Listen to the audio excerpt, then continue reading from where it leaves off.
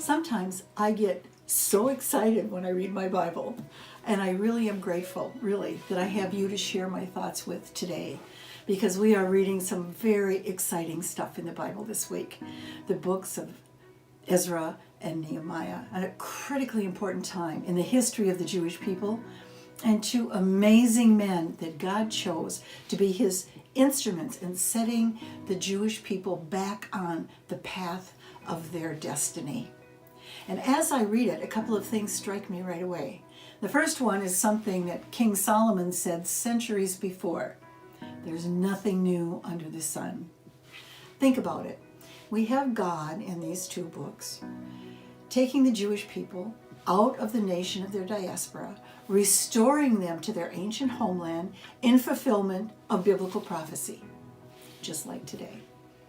And at that time, some people chose to take that step and make Aliyah, while some chose to stay in the diaspora, just like today.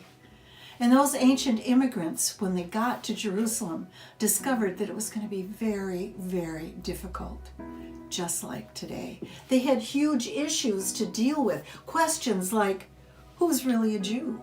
And what are we going to do about this issue of intermarriage? Just like today.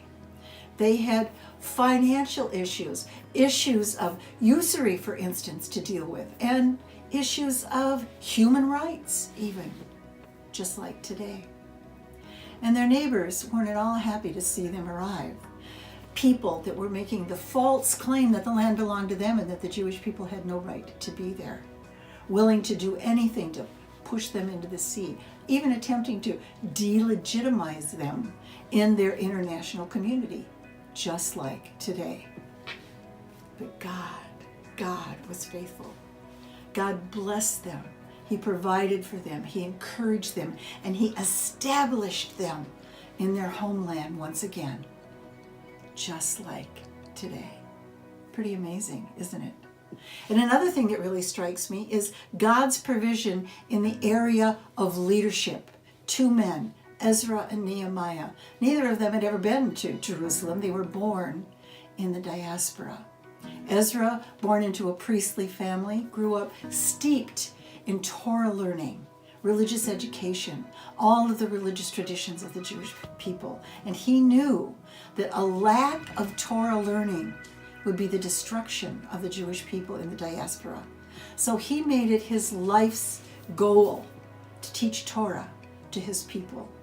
History tells us that it was Ezra who came up with the idea of the synagogue, and Ezra who came up with the idea of the yeshiva, Torah learning institutions for young men that he established all throughout the area of their dispersion. And finally, it was Ezra who came up with the idea of the annual Torah reading cycle that is still used today.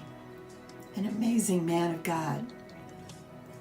And then we have Nehemiah, also born in the diaspora into an aristocratic family, a man of incredible intelligence and integrity, one of those young men that sort of floated to the top of the cream of the crop in the diaspora, much like Daniel, made his way to become the cupbearer to the king.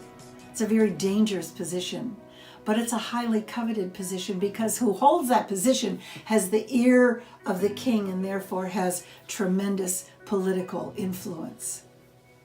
So we have Ezra as a religious leader and Nehemiah as a political leader.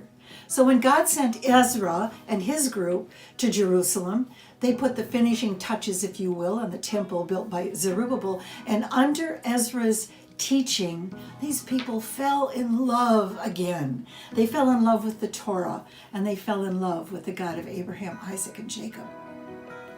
And when he sent Nehemiah, he sent him as a political leader, a charismatic leader, a motivational leader, an organizer, a strategizer, an administrator.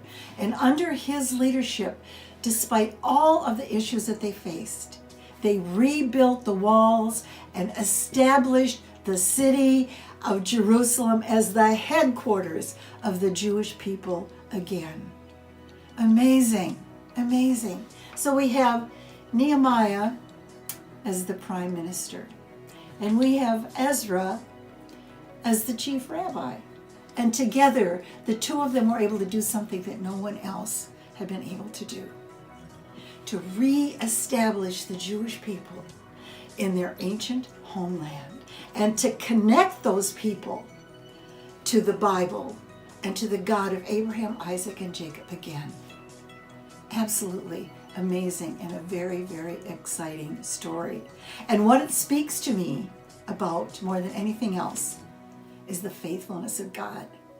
What it does to my little heart is it says, if he would do it then, he will do it now.